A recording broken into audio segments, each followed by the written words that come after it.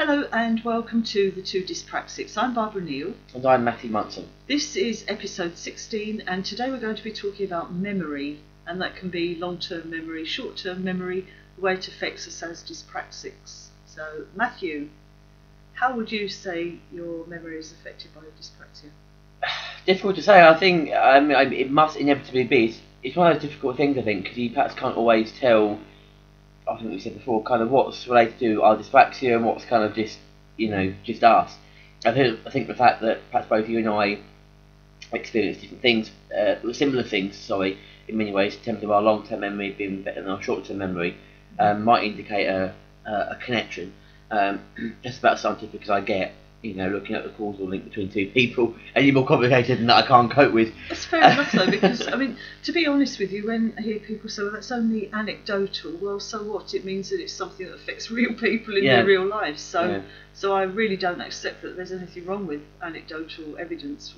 No. And actually, it can be effective, especially because I find that easier to remember than statistics a lot of the time. So it does help. I think there is something in it, and I think that dyspraxia probably does affect memory, especially short-term memory.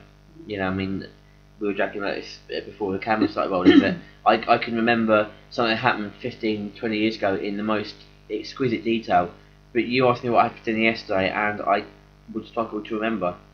Yeah, and also, apart from the obvious way of looking at short-term memory, which is something that happened yesterday that I can't remember, something that happened this morning I can't remember, where I put something, for example, that's a fairly typical one, but also in terms of trying to recall the right word for something, and it just goes, and I find that happens to me an awful lot, and always has done.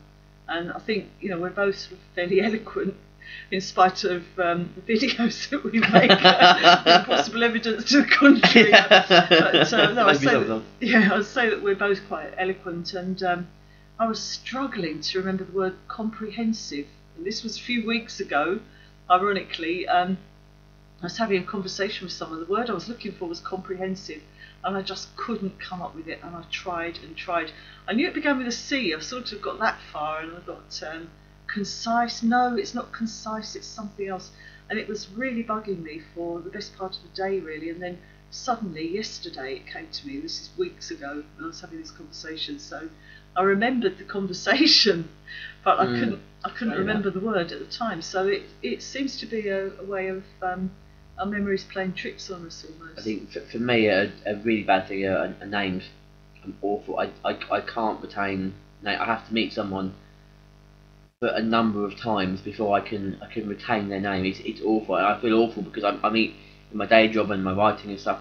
I meet a lot of people, and a lot of time I can't remember their name, and it's awfully embarrassing because I have to either fudge it and you call them mate or love if it's not patronising something. Some people like patronising, or I have to admit that I can't remember their name, and then of course it can cause offence sometimes, and it's difficult because I'm thinking I know who you are, but I can't play. I don't know where you're from, and I don't know what your name is. And I have to then the first 5 minutes of conversation, trying to steer the conversation around to. So how are things since we last saw each other? Well, it's fine. I only saw you yesterday, and you're my son. I guess it's not quite that bad, but sometimes it does feel almost as bad as that. For me, names and putting people in context are just. It's just awful. It's very, very difficult. I find that too. And in fact, years ago, I had an attempt at introducing a couple of people who, one of them I knew very well, the other one I've met a few times, and I said, oh, this is John, and this is, oh, gosh, I've forgotten her name. I just couldn't remember this woman's name, so I said, Linda, and she said, Jackie.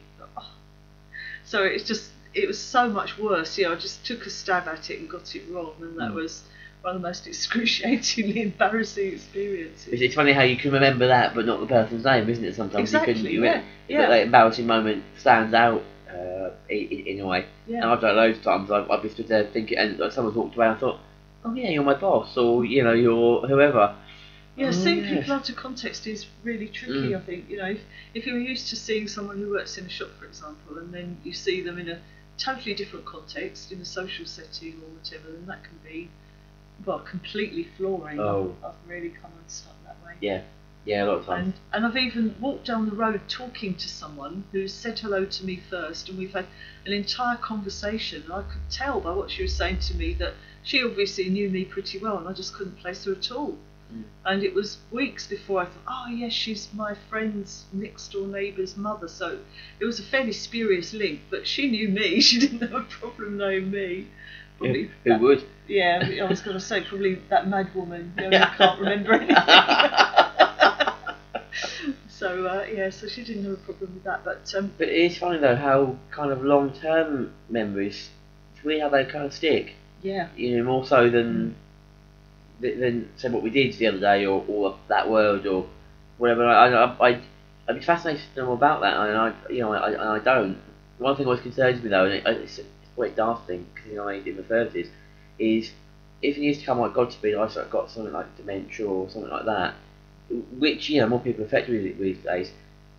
It's a stupid fear, but it's a fear. How will I know? Genuinely, how will I tell the difference between my dyspraxia forgetfulness, which I do have, and God forbid getting something like dementia or Alzheimer's or something like that? And it's quite a severe worry, but it's there. Certainly, yeah, and it's something I share as well because the thing that bothers me about it is it could very easily be misdiagnosed because I think so little, still relatively little, is known about dyspraxia. So I think it's all too easy to put something down to dementia rather than what it actually is dyspraxia. Yeah, maybe with a little bit of dementia creeping in, it's very hard to tell. I mean, I think there's a lot of I know there's a lot of work on dementia and a lot of studies about dementia going on at the moment to try and kind of bring it out into the open a lot more. But I think there is still that data. You're right though of misdiagnosis a lot of the time, and actually getting that diagnosis right is key. But if you've got kind of a memory problem anyway, how can we tell the difference? Exactly, and that's my the early stages. Kind of that's a worry of mine because I can forget the most simplest instructions sometimes. If I haven't got a list written down in my pocket, going right, okay, I need to do these 5 things in this order, or the universe explodes or something. Let the universe explode, because if I got told 5 things to do, Matthew, it's as you say, the universe, let it die because I won't remember.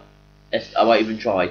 That's in awful. that case, I think we should find somebody who isn't dyspraxic to look after the universe. Maybe Doctor Who. Maybe I said, please let Doctor Who be guiding the universe because I get given 5 instructions and the world will implode after I've completed the second one, which was actually the 5th one, so I've got it in the wrong order because that's how bad my memory is. But it's it's really, really difficult to remember things which are actually quite important, but which we're expected to remember because it's current by most people's standards. But I find also that as far as the long-term memory is concerned, I can remember some things in the most ridiculous detail. And so when I think about a particular occasion when I took my older 2 sons out somewhere, I could tell you exactly what all 3 of us were wearing at the time, things like that. And also I've got a fantastic memory for dates, but dates that I don't really need to know. I can tell you the date my cousin got married and where they had their wedding reception. This is 1967, so it was a long, long time ago. And I don't need to know that now. So I don't really understand why that's staying there and it's so vivid when somebody I need has gone. I'm the opposite. I'm awful at remembering dates, birthdays. I have a calendar, I have a diary, and if I don't look at it, I forget. And I don't do it offensively. I even managed to forget my parents' wedding anniversary one year because they don't celebrate it hugely, but I managed to forget their anniversary one year because I just forgot, and I felt awful for it afterwards, of course. That is a very, very interesting difference because I'm. I hate to say it, but really good at remembering dates and birthdays and things. I can't even remember your birthday, and that sounds awful, but if you ask me your birthday now, it's the 27th of January, but don't worry, I should drop lots of hints. Phew, that's all right. As long as someone hints it to me, that's fine. Yeah, I should start hinting a couple of weeks or so in advance, and then you'll get it. Oh, that's fine. I can go with. But yeah, date numbers I struggle with in general terms. I do as well, funnily enough, because dates are okay, but numbers in any other sort of context, and I don't. It doesn't come naturally. Or lists. lists like, if someone gives me more than, I don't know, two instructions, that's probably even pushing it, but more than two instructions. Yeah. But like, well, is this got to be in a specific order, or is it just, can I just do it? And then I just forget, and I don't mean to, but I do, and I always try to carry a notebook with me to make sure I can write things down, so I can remember what to do. But then I sometimes forget to look at the notebook. Yeah, and there's things like that's the thing, because I think a lot of people tend to think, well, if you've written it down, if you've got a note of it somewhere, you can't forget it. But where's the note? Where's I put exactly. I've forgotten where I put the note. To remember, and that makes it really, really difficult sometimes. I know all that problem I have with my tax return. Which you also have seen in a previous vlog. It was a long, drawn-out affair, really. Thanks to dyspraxia, it was solely thanks to dyspraxia that it just snowballed and got very complicated. But I ended up just going to the local tax office, and somebody sat down with me, and we just went through this form and got it done, because that's the only way that it would ever have got done. But she said, right, here is your unique tax reference, or whatever it's called, I can't remember now. And so she said, right, make a note of it here.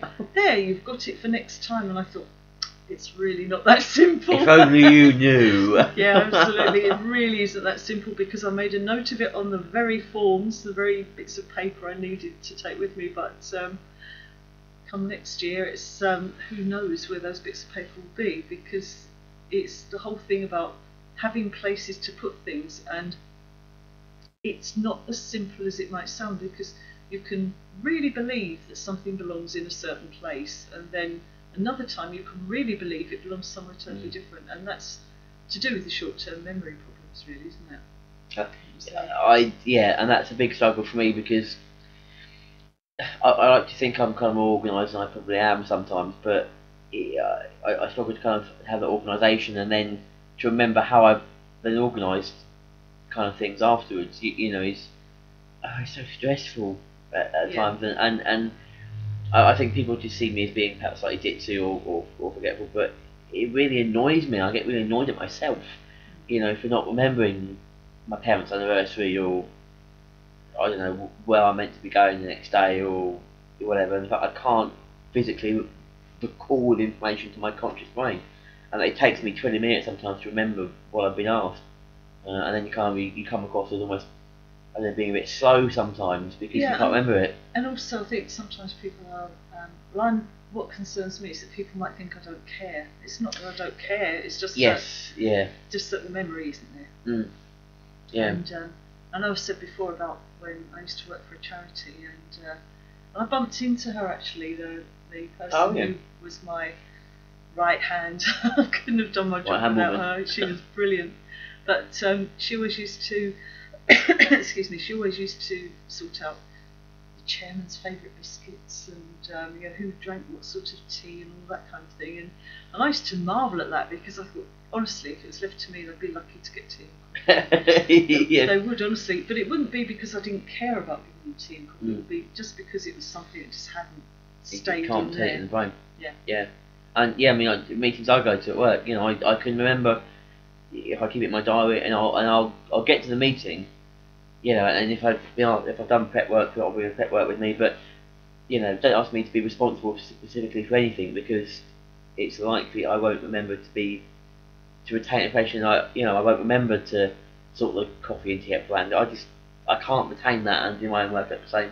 And again, it's not because I'm being facetious or being lazy or don't care about it. It's just I can't physically retain the information in my head, whilst also trying to retain the actual day job that I do. As well, it's difficult to perhaps explain without making it sound like you're lazy, and you're not. No. You're really not with that, and it's frustrating. It is frustrating, because it tends to be the things that people take very much for granted, isn't it? That, we struggle with. Yeah, and it's kind of I say the normal. I don't like that word, but kind of the normal everyday stuff. That is around, that we just, I don't know, just don't seem able to retain somehow. I could explain it, but no, it's. Well, I think it would be amazing if somebody could just come up with a way of explaining it that makes it easy for other people to understand. But just one of those things we have to put up with, I guess. And also then me now trying to remember things that I wanted to say Yeah. about memory. Yeah. Yeah. Ironically. Yeah, there's an irony there somewhere, especially because I didn't think to write it down. Because I forgot to bring a pad and paper with me. Yes, but even if you had, you probably would remember. But then it's about where you put then it's about trying to read my own handwriting. That's another story for another blog. But yeah. As well, yeah. So I yeah. suppose really the message that I would imagine that we want to get across to other people who have dyspraxia is don't get too stewed up about it, because No. it's not you being difficult, it's not you being uncaring, it's not you being thoughtless, it's not you being lazy, it's just you being dyspraxic. So. And don't sweat the small stuff. You know, if you've forgotten it, you've forgotten it. You know, it's don't get stressed about it. There's no point in getting stressed about something like that, because I always used to, and I try not to now. I can't always say it always works, but you know, there's no point in getting stressed or upset or angry with yourself over something like that, because you can't help it. That's the condition that we have, and we have to accept that that is something we've got. And if you look on the previous blog, you'll see the positives of dyspraxia, and you know, okay, we're talking about something that is kind of a downside to it. Okay, we're not going to make famous kind of mathematicians and stuff who can remember long digits numbers, but you know, it doesn't matter, because we've got strengths in other areas. Yes. So it's important not to beat yourself up about it. Yes, as, definitely. yeah, I think we probably both have in the past. Oh, very much so. Don't do it anymore. It's easy to. It's easy to do it, but don't. Yeah. But don't do it. You know, you find your strengths and actually think, do you know what, these are my strengths, I'm going to play to these instead. Do not fret about stuff I can't do anything about. And if you ever feel that you want to chat to somebody about it, we are here. Yes. So, you know, We're not physically here in your front room as you're watching this. No, this is true. That may be a freak. You might be watching it in your front room, but wherever you're watching it, we're not actually there with you. No, however, but we are on the Facebook. Yeah, just leave us a message. Yeah, on the Facebook group. on the Facebook group, or under here in the just there, just there, right there in the YouTube comments. Thank you. Hey. There we go. Between the two of us, camera to see. Yeah, it's not comprehensive. It's comprehensive. We have a Twitter page. We have email. All sort of thing. I can't remember what they are at the moment, but no, social media. So, well, we have really well to do we have a social media presence, don't you know? We do. If I remember to check them. No, I'm joking. We do. So you know, we'll I'll tell you what we'll do. We'll put the links. Yeah. Under, that's one thing we remember to do. Yeah. We'll put the links under there, and you can contact us and share your experiences. Yes, we'd love to hear from you. Definitely. So I think we've covered. I think we have. So thank you for listening and watching. And we will see you again soon. Bye for now. Bye.